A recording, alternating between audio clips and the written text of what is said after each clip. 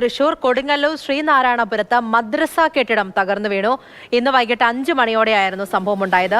മഴ മൂലം കഴിഞ്ഞ തിങ്കളാഴ്ച മുതൽ മദ്രസയ്ക്ക് അവധി നൽകിയതിനാലാണ് വൻ ദുരന്തം ഒഴിവായത്. MS ലിഷോയ് വിവരങ്ങളുമായി ചേരുന്നുണ്ട്. ലിഷോയ്, കുറച്ച് ദിവസമായി അവധി നൽകിയതുകൊണ്ടാണ് ഒരു ദുരന്ത വാർത്ത ഇപ്പോൾ ദുരന്തം ഒഴിവായത് എന്ന് തന്നെ പറയാം. എപ്പോഴാണ് ഈ അപകടം ഉണ്ടായത്? അവധിയാണെങ്കിലും ആരെങ്കിലുമൊക്കെ ആ പരിസരത്തൊക്കെ ഉണ്ടായിരുന്നോ ഈ അപകടം നടക്കുമ്പോൾ?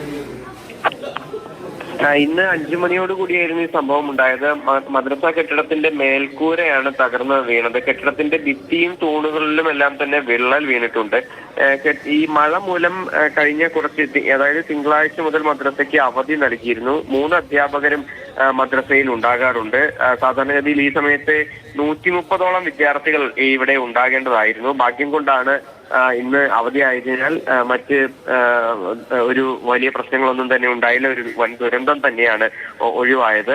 ഈ കെട്ടിടത്തിന്റെ ഭിത്തിയും അതുപോലെ തന്നെ മേൽക്കൂരയും എല്ലാം തന്നെ നേരിയ തോതിൽ വിള്ളൽ ഉണ്ടായിരുന്നു. ഈ മഴ കനത്ത സാഹചര്യത്തിൽ അത് തകർന്നു വീഴുകയാണ് ഉണ്ടായിരിക്കുന്നത്. അതിന്റെ തൂണുകളും പൂർണ്ണമായും 1-2 തൂണുകളും വിണ്ട് നിൽക്കുകയാണ്. കട്ടൻ ബസാർ, വടക്കുവശത്തുള്ള കട്ടൻ ബസാർ ജലാലിയ ലിഷോയാണ് വിവരങ്ങൾ നൽകിയത്. വൈകിട്ട് 5 മണിയോടെയാണ് ഇങ്ങനെ ഒരു അപകടം അവിടെ ഉണ്ടായത്.